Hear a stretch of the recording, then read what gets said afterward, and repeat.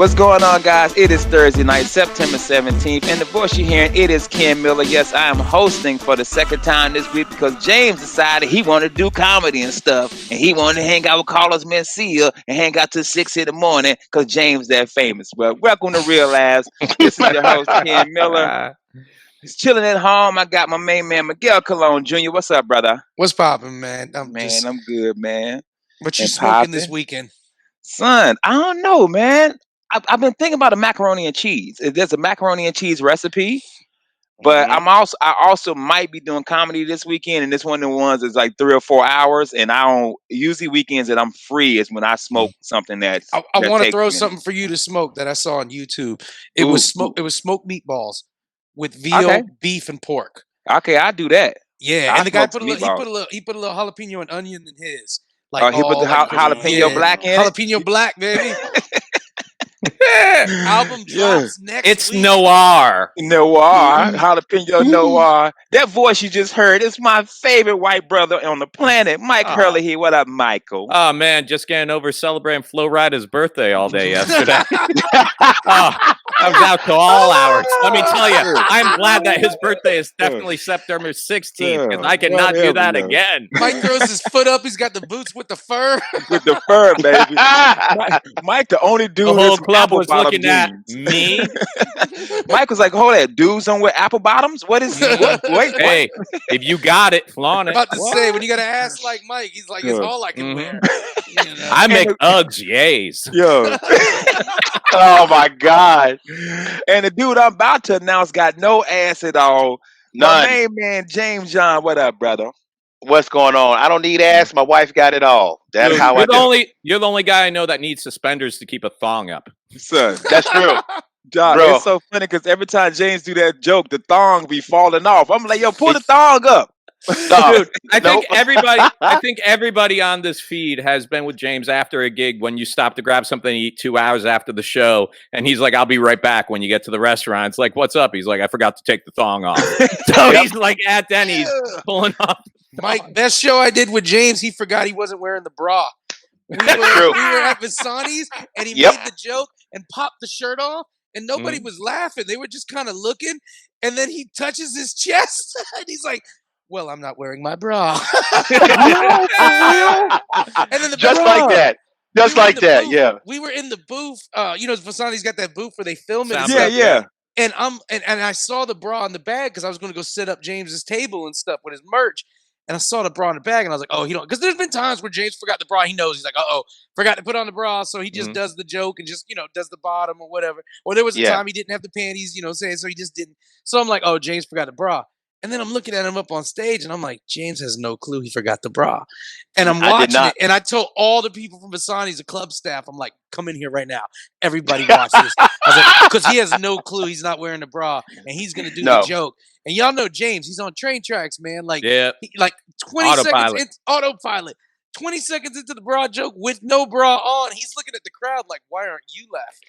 Yeah, what's your problem? The best part of that story is Miguel. We know how big Vasani's is. Miguel had the time to run through Vasani's, pulling all the staff over to the booth when he could have just walked to the side of the stage, held up the bra in James's eyesight, just so you know. Miguel, you should have just put the bra on and went up there yourself. And be like, yo, I got James. Be like, everybody's doing my material now. Hey, Miguel would be like, yo, my bad, man. I forgot to give you the bra.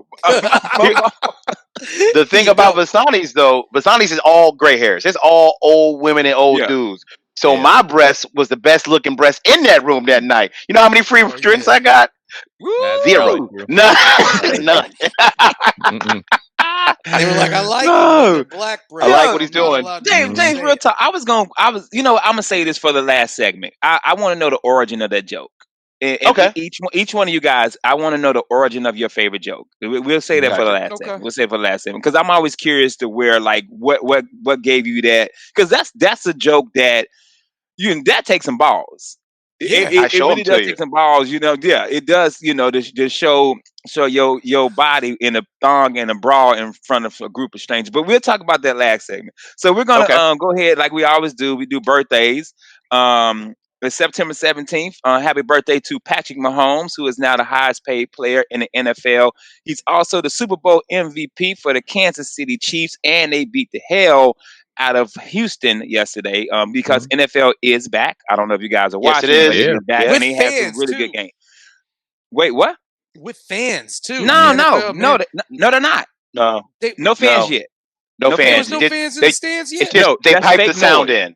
Yeah, fake noise. Yeah. Oh, that's right. We talked about this. Yeah. Fake Did noise. Tom Brady win yesterday? No, he didn't. And he was mad. Woo, he was mad. Who'd they play yesterday? Who'd Buccaneers play? New Orleans. Oh, that's a tough game, though. That's Drew a tough Brees, game. Right? Yeah, it was a tough game when the referees don't work for you. It was a tough game. It was a good. How bad game. was it? Was it close? It got close toward the end. Tampa scored first. Brady ran a touchdown in, and then he was, and then New Orleans dropped 21 straight on. Man, they came back, and then there was a back and forth, and Brady just couldn't connect. And people think he's a system quarterback, which isn't bad. If you get a system that you work in, that's not your fault. You got a good system, but I think Tampa will do well. I don't know if they'll win that division. I think New Orleans might win that division. How'd your boy Cam do? Cam did good. They won. Yeah, Cam they rushed won 2 touchdowns. I think he looked good. He had his best church hat on after that. Man, he was Steve Harvey. He was dressed in the Steve Harvey yellow suit, and they were playing Dolphins, right? Yeah. And Dolphins was always a hiccup for England. Yeah, he was wearing a Steve Harvey suit, but he had on a Sealy hat from The Color Purple. Yeah. he looked like the man. He looked like the man in the yellow hat from Curious George. He really did. He really did, because he had the high waters on, just like the man. Yeah, he did. Real talk, he really did. But he looked good. How hard do you think it is for some of those New England fans to go from Tom Brady to Cam? Let me tell you something, bro. All you got to do is win. If Cam Newton wins a Super Bowl, they're gonna be like, Tom Brady who? They're gonna be like, I'm gonna tell you what my father said. Listen, Sully, I'm gonna tell you what my father said. They're good at some things. Okay. No, music and athleticism, that's their thing. And you know what? Good for them. Good for them. Just as long as they don't walk in the front door of my house, Sully. Or on the TV. Or try to, I'll tell you, the day he doesn't cover the spread. The day he does not cover the spread. Think about this, dude. The Celtics won 11 championships with Bill Russell. Yeah. And he couldn't even eat in the same restaurant as those players. Ridiculous. And he couldn't stay in the same hotel. Half the restaurants. It's Boston, you know? Yeah, so you think about that, man. You think of Jackie Robinson, man. He comes in there. He cleans up for Brooklyn, but everywhere he's on the road, this man can't even stay in the hotel of his team. No. So if Cam keeps winning, bro, I ain't saying they're gonna forget Brady, because in my opinion, Brady is the greatest football player of all time. How long was he with them? Like spanned 20 like years, decades, like 18 years. Sheesh, nobody has a career like that, man. No, in the NFL as a quarterback. And you know how Patriots are loyal. Patriots are loyal to their quarterbacks too. Before you had Brady, no. They got loyal because Drew Bledsoe got hurt. That's right. I remember that. Drew Bledsoe got hurt, and Brady took them to the Super Bowl. Right. And they were like, "All right, Drew, where you want to get traded to?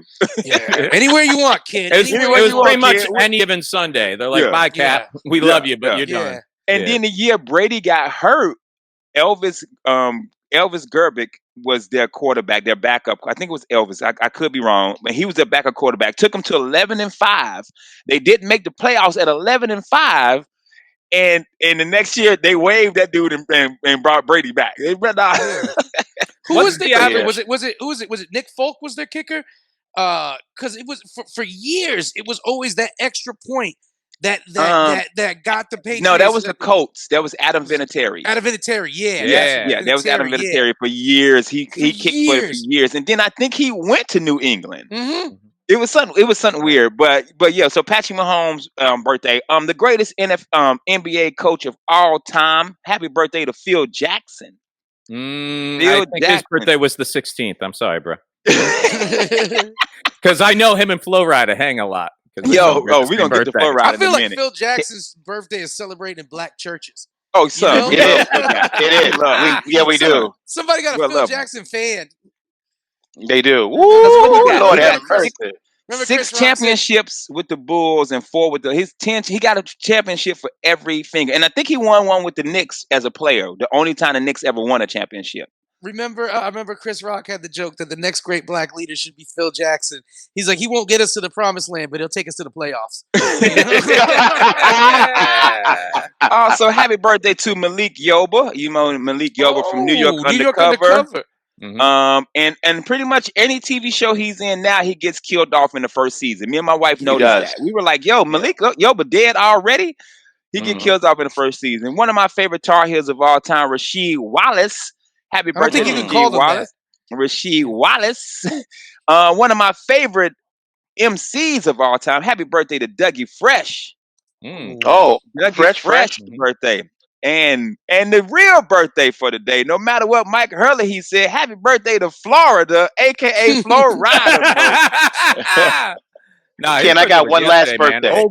Old news. What you got, Blood? I got one last birthday. It is Jackie Yon's birthday. That's right. My mama, OG, Kappa brother 3 times in the chest. You know what it is. Happy birthday, Mom. Love you. That's my type of woman, yo. Shoot me. You know what you should have gave her for her birthday? Something she never gave you. Play-Doh. There you go. All right. Should have given her a Flow Rider CD. You don't have to aim. You know? I tell you what, bro. Go ahead, Jay. Go ahead. I was gonna say, if Meg Thee Stallion would have been hanging with my mom, Tory Lanez would have never shot her. I think of your mama as like in Harlem Nights. When I'm gonna shoot Della Reese. Yeah. Do it. You're gonna be a 9-toe living bitch in Harlem. Do it. Let me get co-creator credit on that WAP song. Oh man, hey man, we only got a couple minutes left. So our reason I did Flow Rider last because me and Miguel both have stories. My story is when Orlando had the All-Star game here, me and my boy Angel was hanging out at one of the All-Star parties. It was one of the cheap ones that we could get into. It only cost $300 to get in, so we went to it. And at the time, Puffy was popping these certain bottles, and somebody drive by on a golf cart, and my boy Angel like, yeah, look at all you fakers out here trying to be Puffy popping them bottles. You probably ain't got no money. And then we realized it was Flow Rider, bro. And I was like, Angel, he's worth $80 million. Let's go on inside this hangar and get drunk with Drake. And we hung out and got drunk with Drake that night. Wow. Oh, okay. Flow Rider came over and did what is it? It's the Funk Festival. You know the Funk Festival that goes through? Yeah, I go to Funk Fest every year, yeah. Well, yeah, he was over there at the one in Tampa, and he was staying at the hotel over there, and they told us that he ran into a bar mitzvah going on and came out and performed, what's the one? Apple Bottom Jeans Boost. Wow. At the bar. He just saw it, got on there, got with the DJ, and performed it for the bar mitzvah, and then went right back to his room. That's nice, bro. That's dope, man. That's something Tom Hanks would do. Tom Hanks would pop up at your wedding and be your best man. Can you imagine getting married and Tom Hanks come in and you tell your best man, you know what, dog? Look, this car's dumb. Yo, I can imagine your best man coming to you being like, I got to do something different. I'm gonna call it audible. And then remember Turner? Not Turner. He's here right now. Yo, son, I want to call Tom Hanks up for something so obscure, like, "Excuse me, are you Tom Hanks from Bosom Buddies?" You know? I'd call Tom Hanks when the wedding ends. I'd be like, "Look, we're getting divorced, and since you were the best man, I figure you can go in on some of this alimony." There you go. Yeah. Hey man, we're gonna take a commercial break. When we come back, we're gonna do national holidays, and we're also gonna talk about focus groups. I did a focus group today, and I really want to talk about it, man. Welcome back to Real Laughs on Real Radio. I'm your host, Ken Miller. I'm joined by Miguel Colon Jr., James John, Mike Hurley. We are here not in the studio, but at our house. As you can see, I got a bunk bed in the back because I keep gangster, baby. I keep a gangster top bunk, baby. I'm on the top bunk. Gangster prison. Yeah. So legs just hanging off. And it's the metal bunk bed, so it's squeaky. Yeah. No matter how much I tighten this damn thing, it just make noise. I can't even sit on it, bro. Hey, we had a metal bunk bed in my sister's room growing up, and we had the Allen wrench just taped to the wall. Because every couple nights you got to retighten everything with the Allen wrench. I got the whole set of Allen wrenches. Yeah. God dang. I got all of them. B. I got the 1/8, the 3/16, the 1/5, 5 and the 5th. I got all of them. Can man. we just point out, deck, man? Can we point out how quickly life turns? Because just like 2 weeks ago, the promo we put was Ken Miller telling me, Mike, why you sleep on the couch in your house? That is your house. You don't sleep on the couch in your house. Fast forward 2 weeks later. So this is my bunk bed in the spare room. No. Let me explain, Michael. This is my office when I'm working. So when I'm working, I take naps. So when I'm supposed to be fixing y'all cell phones, I be there on this bunk bed and sleep for 2 hours. Yeah, there's 2 things I don't believe. You sleep there because it's in your office and it's Flo Rida's birthday. All right. Bro, I told y'all a story with the metal bunk bed. I went to jail because of a metal bunk bed. Because you took a piece and chased I took down with it off the metal bunk bed and beat the guy. I like how how in the story it's the bunk bed's fault. Yeah, like, 100%. You're like, I went to jail because of a bunk bed. If it was a wooden bump bed, I wouldn't have done that. Yeah, it's like rock music in the 80s. You would have had you would have had the bed knob. You would have been chucking it at his head. No, man, no. I broke them. It was a red bump bed, dude. I grabbed them 2 poles and pulled them down. I ran across the street with both bump bed poles, and I beat the hell out that dude. And then I went to jail, bro. Yeah. I went to jail for defending my family, man. That's why, That's why Ice Cube like F the police. Defend you? IKEA sent a Swedish lawyer. Like, here goes.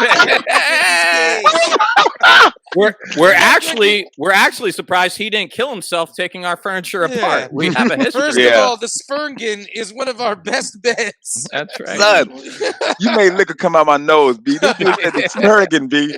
Yeah. Oh man, look at the picture, Your Honor. You see all the people smiling? You could not hurt somebody with a Spergen. The Sturgeon. Sturgeon version. So we always do national days. So it is National Professional House Cleaners Day. What? It is. Yeah, it's. Hey, I didn't make the days. Hola and sapoise. You know. Yes. I will not do that to my brother. I will not do it to my brother. I've never had this. It's National Apple Dumpling Day. I never had. I've had apple dumplings. That's something I would call a woman's ass, though. You know, what up? Let me get that apple dumpling. Let me get that dumpling, B. Okay, Flo Rida. So it's funny that today is National Professional House Cleaners Day because today is also National Citizenship Day. So all you Mexicans that got in legally, thank you for cleaning the house up as well. You know what I've said so many times? You know what our show has too much of? Hidden racism. You know what doesn't have? Overt racism. We just need more blatant racism if you could throw some that way. I like racism on top. Like my pepperoni. I like my like a cherry.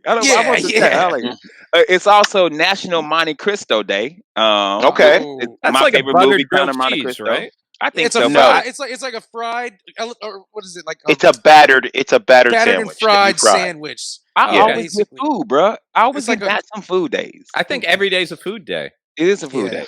And in my house, it is. I don't call my grandparents this or my dad this or anything, but it's also National Pawpaw Day. Pawpaw. I don't do that. No, I don't either. I say granddaddy or pops. Yeah. So I don't know that. Yeah.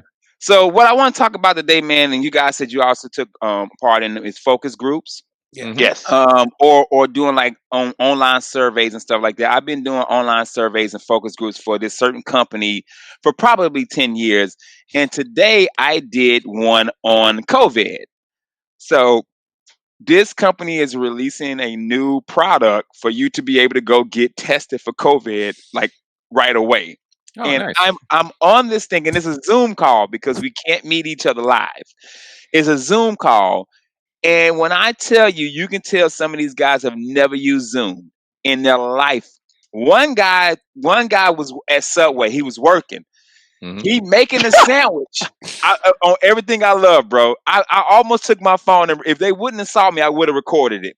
He was making a sandwich, and he's talking to customers, but he didn't mute his mic. He cut the camera off.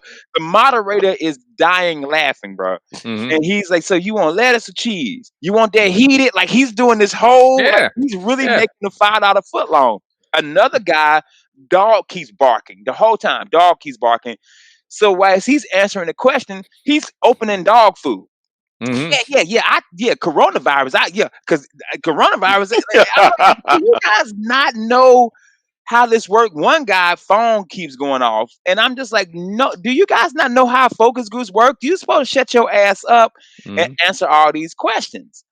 Yeah. So I would say this: my favorite focus group was I did a focus group for Sonny's Barbecue.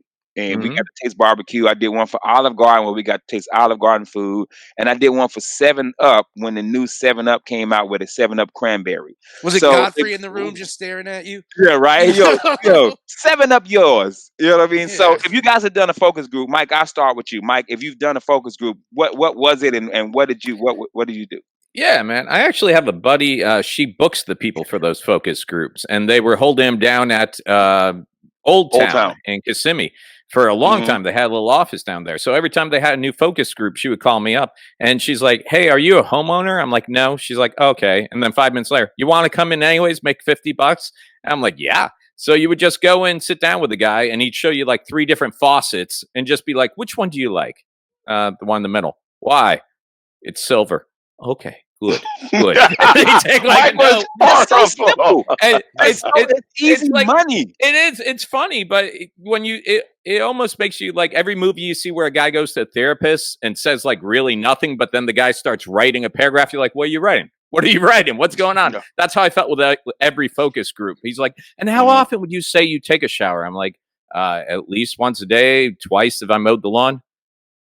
Interesting. You're like, hey, why do you have a red pen and a blue pen? You had 7 people before me. How is my answer different? Are those people not showering at all? What's going on here, man? And Mike, he ain't even writing. He writing Flow Rider lyrics. Yeah. With the fur. Selling showers, trying to make dollars. Yeah. James, I think you said during the break that you did focus groups too, right? I did a few of them. I do one for I think me and Mike do the same one for homeowners, new products like toilet seats or new faucets.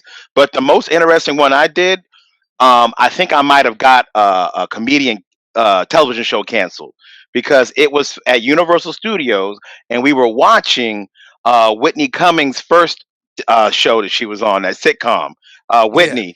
And we were just telling them everything that we thought about it. We told them the truth. And next thing I know, 2 months later, that show was off the air. So my bad, Whitney. I didn't know.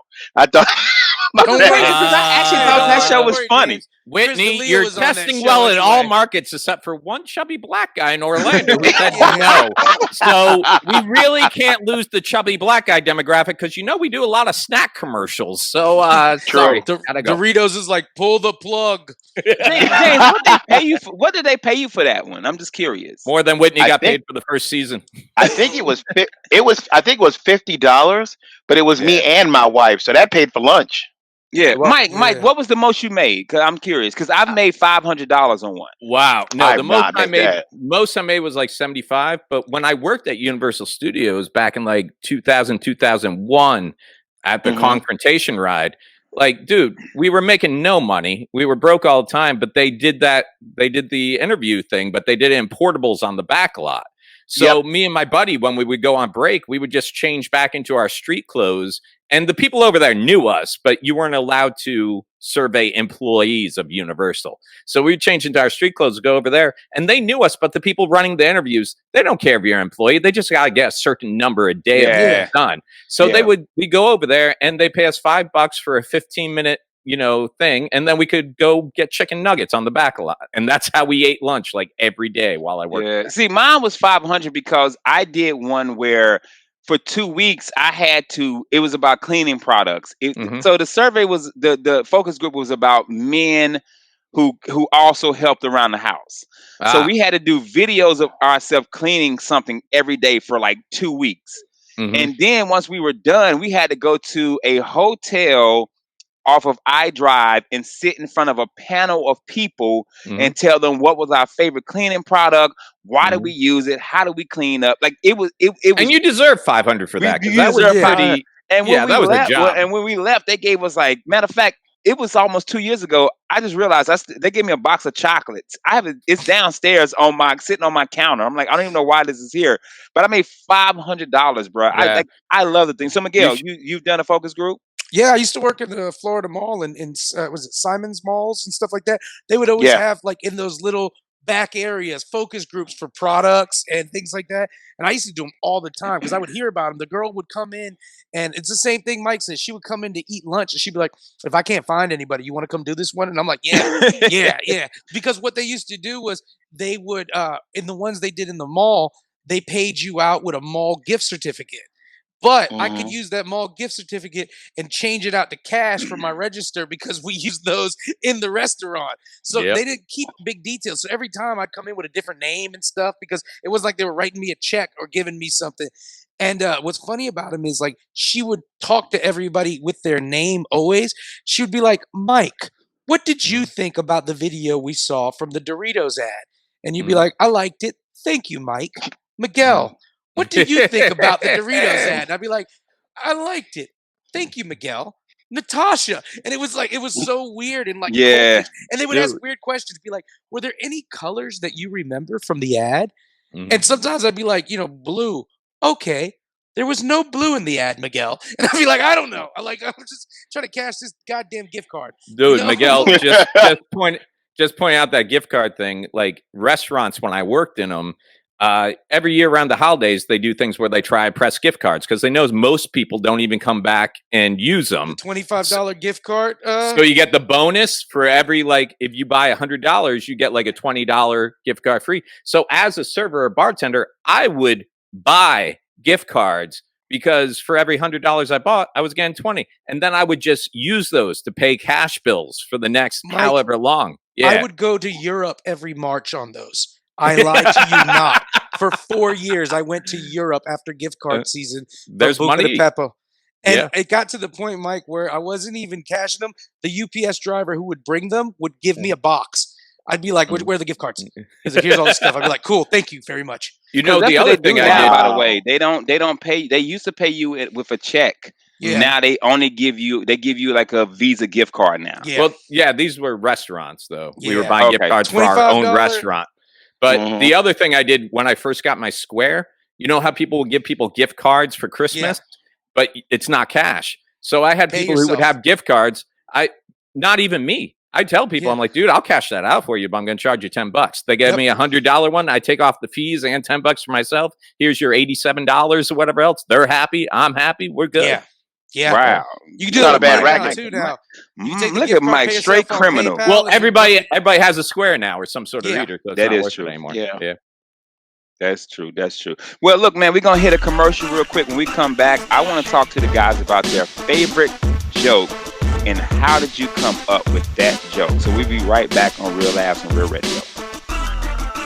We're back, Real Laughs on Real Radio. It is Thursday night. I'm joined, I keep wanting to say in the studio, man. I'm joined at their home with Miguel virtual studio, James John, Mike Hurley, virtual studio. It's Thursday night, man. So it's the weekend is coming up. I don't know if you guys got comedy or not. I do. I hope I do. And James does. And I want to talk about where are you at this weekend, Ken?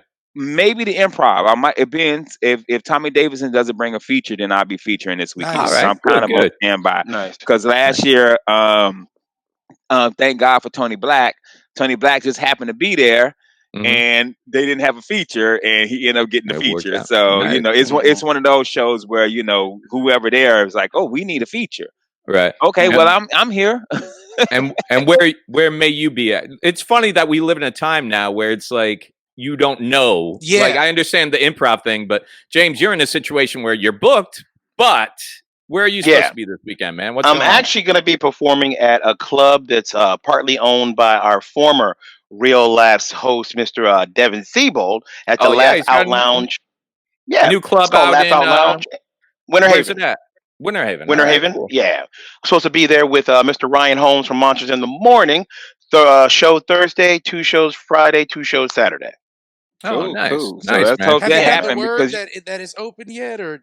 Well, they did shows last weekend with Travis House. That's what's up, yeah. So we're supposed to. I think you're supposed to be there the next weekend, right, Miguel? I'm supposed to be there next week. Yeah. So I was. Yeah, this dude told me I was like the grand opening. You are. This ain't the grand open. This ain't the grand opening, though. This is a soft grand opening next year. How you have 5 weekends before the grand opening? That happens all the time in business, Ken. Man, when I don't do business, baby, I'm a dope dealer. If I give you the drugs right now, but you brought drugs from 5 more drug dealers, I got to kill them drug dealers. Okay, got it. Hey, Miguel, talk to him. You the grand opening, and you ain't soft opening. You ain't ever gonna move drywall that way. Just so you know, man. You better stick to. Hey, I see you moving drywall in one of my corners. I'm a captain. You just keep moving that turkey. You move that turkey, son. That's well, you know about this backsplash mortar. All the kids are. I got turkey. I got turkey. You got that drywall. Mike got car parts. Mike's an enforcer. Mike beats up dudes yanking off in front of his house. So like, yeah, I have very few rules in life. But Ken, when are you supposed to be there? I don't know, B. I don't know my October, right? Either, man. No, let me look, man. We're preseason, man. That's I got old school calendars. Like, look at what do you get? You composition notebook. Hold on, where we at? He got a trapper keeper. Hey, didn't it say 2019 on it? Hold up. No, it say 2020, bro. Okay, I was like for a minute. So the first week of October is I'm supposed to be doing Devin joint, and then I got Deltona, I got Port Charlotte, I got Greenville Comedy Zone, and Vero Beach. Gotcha. Got to make this Christmas money, man. You ain't lying.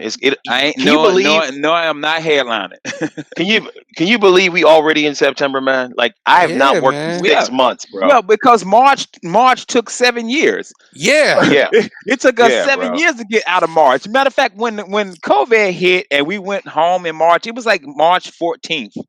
Well, that's exactly right. Yeah. That's exactly right. Yeah. And then 7 years later, bro, it was March the 31st. I was watching. No, it's like a SpongeBob episode. Yeah. 7 years later. I was watching 12 Years a Slave, and I was like, man, at least you're working. Bro, man.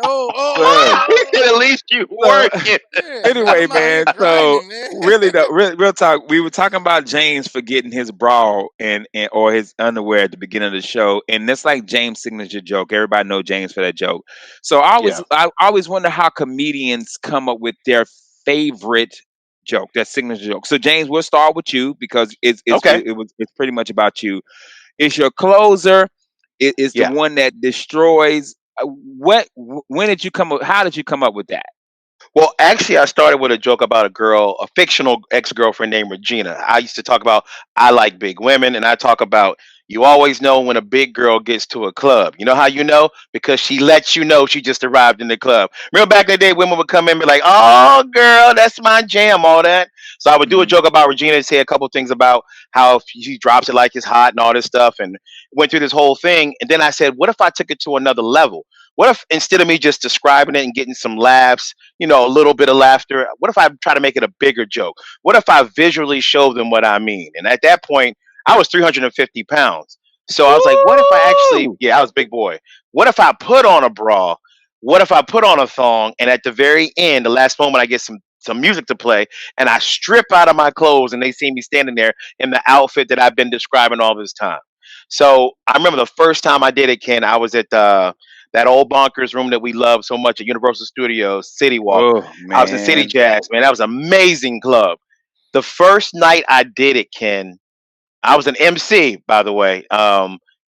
People stood up on their feet and gave me a standing ovation and wouldn't stop clapping for like 5 minutes. Because imagine seeing a big dude like me just strip his clothes off and has on a pink thong. Which I would heard. Ian Katowski was the main one. He said, man, if James hosting, please don't let him do that joke because don't nobody want to follow that.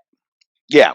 And I'm going to tell you, I'm not supposed to do a joke like that as an MC. But I will tell you, my old boss, what he would do, he would have me do that joke in front of the headliner. So he would bring clients in when he was trying to open up a new, comedy venue, and he let them see me do that and show them how funny it was, and they would think every comic is going to be that funny to open up in their venue. So he would open up a bunch of clubs off of me like that.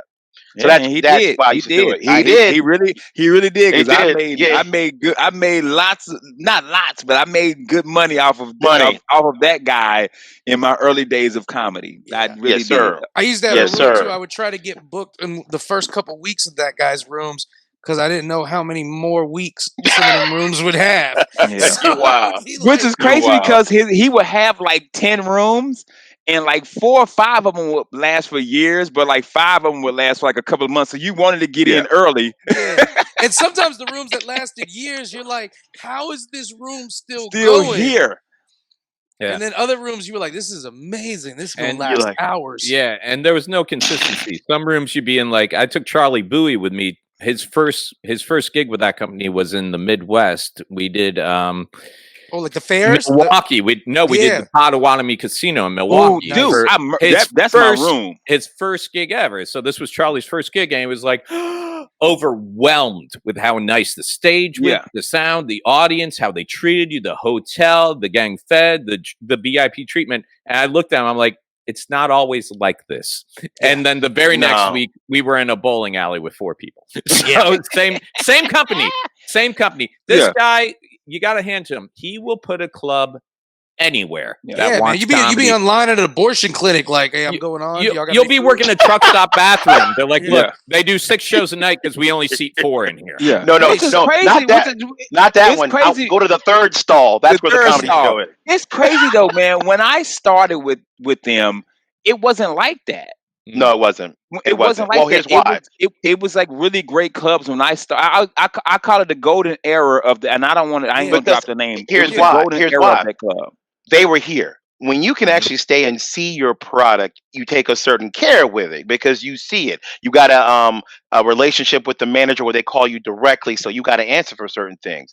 But when you expanded as much as he did it like there was a boom. Remember that, Ken, when he just got a bunch of rooms all of a sudden? It was like 10 rooms. Like you work 20 times a year from one club, and that's unheard of. You work because we all every 6 months solid months of work without repeating. And then he got to the point where he would put you back through twice a year. Yeah. I remember for me working those, I got in like 2011, end of 2011-ish, but I remember 2012 being young in this and getting hit up by a lot of other comics like, hey, do you want to feature in this city? Do you want to feature? And to me, think about being only a year in comedy, thinking that that's how it is, that you're going to be featuring at all these different cities because they had so many rooms.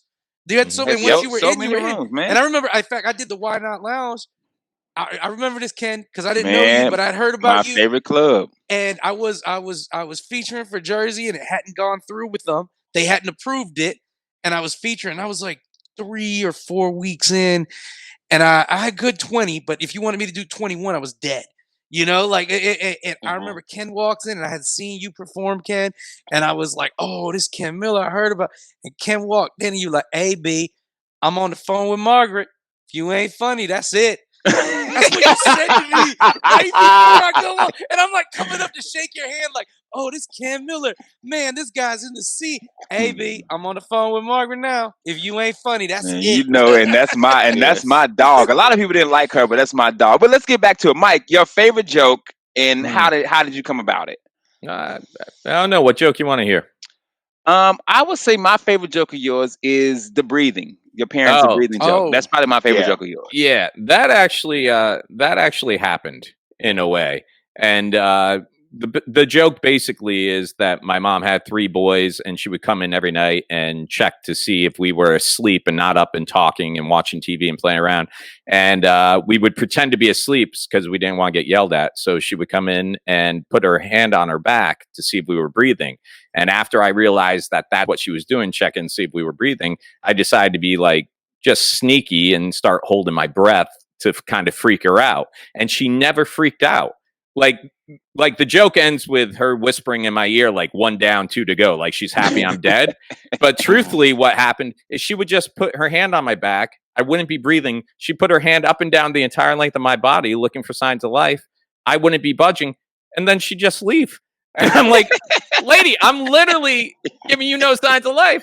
And then so in my head, I just realized she was like surprised when I get up in the morning. So yeah, man, that was fun. I think most jokes though come from, a real place in some sense, Amen. I mean, comedy is always, for me, comedy is always something that happened to you exaggerated by 10, or it's something like a lot of the comedy I have is, when something happens to you and you just leave the situation. You're driving home and you're like, what I should have said was blah, blah, blah. So when I tell the joke on stage, it's now the situation with what took me an hour of cooling down to come up with what I would have said. And now presenting that as the story of what I said. And then after shows of people like, I could never say that to somebody. I'm like, I guess you ain't me.